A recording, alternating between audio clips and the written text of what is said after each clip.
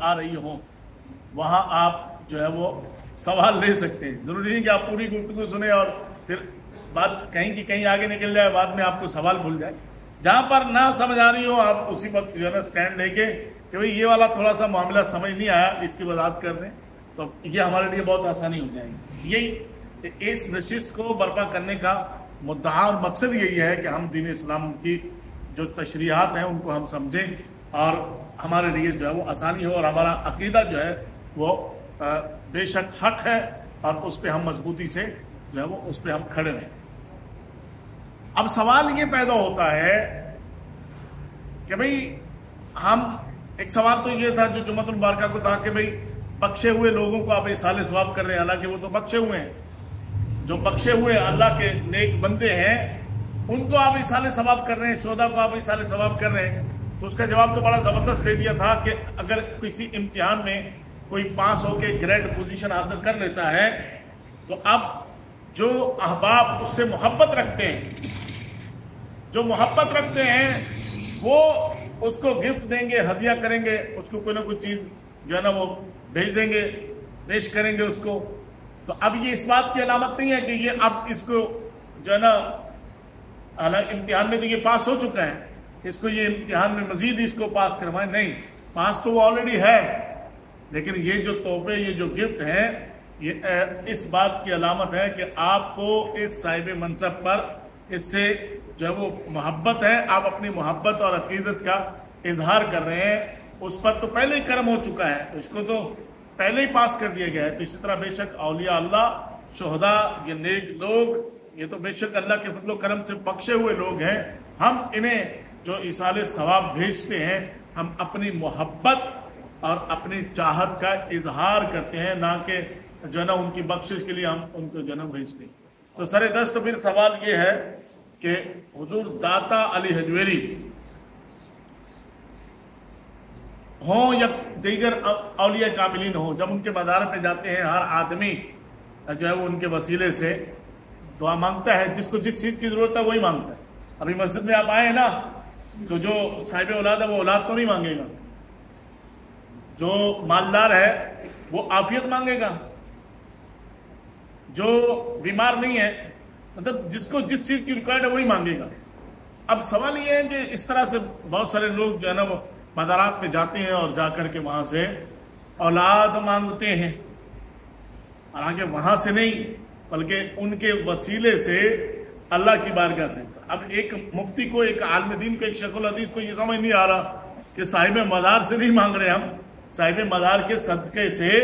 اللہ کی بارگاہ سے مانگ رہے ہیں. تو پھر وہ یہ کہے گا کہ آپ جب صاحب مزار کے صدقے سے اللہ کی بارگاہ سے مانگ رہے ہیں تو پھر آپ ڈائریکٹ اللہ سے ہی مانگ لو, بیچ میں ان کا واسطہ کیوں؟ تو بھئی یہی تو ہم کب سے بول رہے ہیں کہ وابتغوا الیہ الوسیلہ. اللہ قرآن میں فرما رہے ہیں کہ تم جو ہے وہ میری بارگاہ میں اپنے معاملات کو پیش کرنے کے لیے وسیلہ تلاش کرو, اور اس کی ہزاروں مثالیں موجود ہیں. آدم علیہ السلام محمد عربی صلی اللہ علیہ وسلم کا وسیلہ پیش کیا ہے, توبہ قبولیت کی بات ہے, وسیلہ پیش کیا. تو کتنے سارے معاملات ہیں, کتنے سارے جو ہے وہ ایک لمبی تشریح ہے. تو اب آپ رب سے ہی مانگ رہے ہیں اور مانگ ان کے صدقے سے رہے ہیں, تو کیا ہے؟ اب اس کی بہت ساری عام سی مثالیں ہیں جو یہاں بھی دی جا سکتی ہیں کہ ایک آدمی جو بادشاہ کا مقرب ہے, آپ اس کا نام لے کے بادشاہ کی بارگاہ میں عرض کرتے ہیں کہ دیکھیں یہ میرے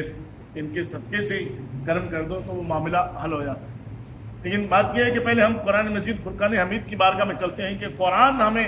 اس پر کیا کیا ہدایت دیتا ہے, قرآن ہماری رہنمائی کس طرح سے فرماتا ہے. تو قرآن مجید فرقان حمید میں سب سے پہلے جب ہماری نظر پڑتی ہے تو اس بات پہ نظر جاتی ہے کہ جس میں حضرت زکریا علیہ السلام نے حضرت مریم علیہ السلام کے وسیلے سے دعا مانگی کہ یا اللہ ان کے پاس گرمیوں میں سردیوں کے پھل ہوتے ہیں اور سردیوں میں گرمیوں کے پھل ہوتے ہیں, حالانکہ بے موسمی پھل ہے. تو میری عمر تو یہ نہیں ہے کہ اب اس عمر میں اولاد کا سلسلہ ہو, تو مولا تو قادر قدیر ہے, مجھے جو ہے وہ اولاد عطا فرما دے. تو اللہ رب العزت نے حضرت یحییٰ علیہ السلام کو پیدا فرما دی, اور قرآن نے بیان کیا ہے قرآن تو کتاب زندگی ہے نا، لیکن اب اس کو سن کے آپ کے لیے یہ روشن اور منور ہو گیا یہ پہلو، لیکن ایک شیخ الحدیث، ایک قاری، ایک عالم، اس کی نظر نہیں ہے اس میں، وہ دیکھے گا، پڑھے گا، گزر جائے گا، لیکن نہیں، یہاں تک نہیں پہنچے۔ تو یہ اللہ رب العزت کا کرم اور فضل ہے کہ مسائل ہمیں آسانی سے سمجھ آ جاتا۔ اچھا یہ بات ہو گئی، تو اب پھر وہی سوال ہوا کہ داتا صاحب علیہ رحمہ ان کی تو اپنی اولاد نہیں تھی، ان کی تو اپنی اولاد نہیں تھی، تو آپ جو ہے وہ ان کے ہاں جا کے انہیں کے، تو یہ چیز معنی نہیں ہے۔ دیکھیے جس وقت حضرت زکریا علیہ السلام نے حضرت مریم علیہ السلام کے وسیلے سے دعا کی، تو حضرت مریم علیہ السلام کی تو اس وقت شادی بھی نہیں ہوئی تھی، مطلب آپ کی تو بغیر شادی کے حضرت عیسیٰ علیہ السلام اللہ رب العزت نے عیسیٰ علیہ السلام کے جو ہے وہ پیدا فرمایا نا، تو مریم علیہ السلام کا تو ابھی یہ ایک سلسلہ وہ تھا ہی نہیں، اولاد کے لیے آنا کہ یہ والا سلسلہ ہے، تو یہ جو ہے وہ حضرت عیسیٰ علیہ السلام کی ولادت سے پہلے حضرت زکریا علیہ السلام جو ہے وہ وہاں پر جا کر کے دعائیں مانگتے ہیں۔ اچھا میں اس کو اور آسان کر دیتا ہوں، نبی پاک صلی اللہ تعالی علیہ وسلم کے ایک عاشق ہیں حضرت اویس کرنی، اور حدیثوں کے مفہوم سے یہ بات واضح چلتی ہے کہ حضور علیہ الصلوۃ والسلام نے حضرت فاروق اعظم رضی اللہ تعالیٰ عنہ اور مولا کائنات علی المرتضیٰ شیر خدا، یہ یاد رکھیے میں نے جن کے نام لیے ہیں وہ عشرہ مبشرہ ہیں۔ دنیا میں جنتی کو دیکھنا وہ عشرہ مبشرہ کو دیکھے، خلیفۃ مسلمین ہیں، دونوں کا رتبہ اور دونوں کا مقام ورا الورا ہے، سب واقف ہیں اس بات سے۔ ان کو یہ ہدایت کی جا رہی ہے کہ میرا غلام جو کہ جو ہے نا وہ کرن کا رہنے والا ہے، حضرت اویس کرنی یمن کا، وہ جب اس سے ملاقات ہو تو امت کی بخشش کے لیے دعا کروانا۔ فاروق اعظم رضی اللہ تعالیٰ کے دور میں فاروق اعظم رضی اللہ تعالیٰ نے ان کو پہچانا اور ان سے وہ علامتیں بھی بتائیں کہ آپ یہ علامت ہے، آپ کے جسم پر برس کے داغ تھے، سارے داغ ختم ہو گئے، ایک جو ہے نا درہم کے برابر اب بھی ہے، آپ ویس ہو، ساری باتیں طے ہوئی۔ انہوں نے کہا ہاں میں ہی ہوں، تو فرمایا پھر میرے لیے بخشش کی دعا کی۔ کون کہہ رہے ہیں؟ وہ کہ جو اسلام کی زینت ہے، فاروق اعظم رضی اللہ تعالیٰ وہ کہہ رہے ہیں حضرت اویس کرنی۔ پھر اسی طرح حضرت مولا کائنات، اور ایک روایت میں ہے کہ حضور صلی اللہ علیہ وسلم نے اپنا پیرہن، اپنا جبہ بھی عطا فرمایا کہ یہ ان کو عطا فرمانا، اور یہ فرمانا کہ میری امت کے لیے بخشش کی دعا کرے۔ اللہ الصمد، وہ جو آمینہ کے لال صلی اللہ تعالی وسلم ہے، خود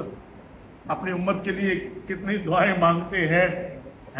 پھر امت کے اکابرین، خلفائے راشدین، اہل بیت اطہار کتنی دعائیں مانگتے ہیں، پھر بھی ابھی دعا کی ابھی بھی ضرورت ہے۔ اللہ الصمد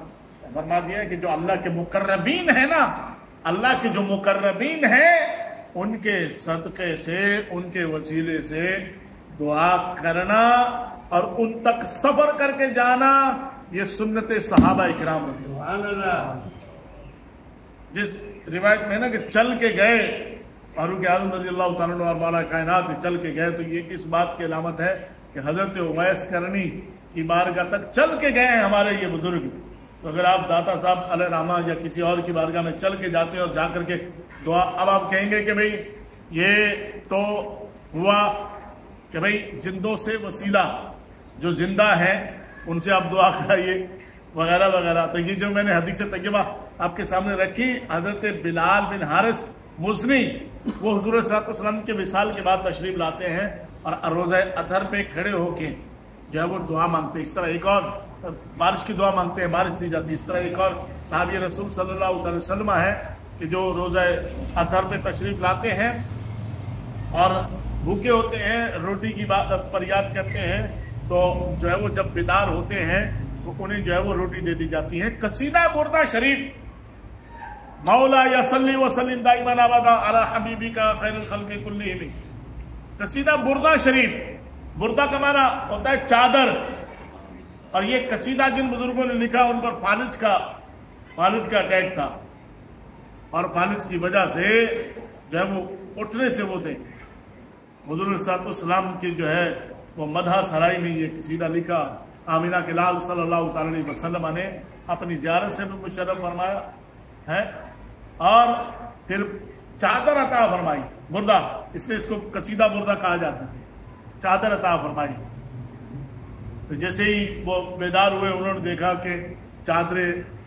اطہر وہ بھی جسم پر موجود ہے، چادر اطہر وہ بھی جسم پر موجود ہے، اور جسم بھی جو ہے نا، جو جسم جس میں جو ہے نا وہ یہ پائد ہو چکا تھا، تو وہ جسم بھی سلامت ہے، اور جسم پر حضور صلی اللہ علیہ وسلم کی عطا کردہ چادر بھی موجود ہے۔ سبحان اللہ۔ جی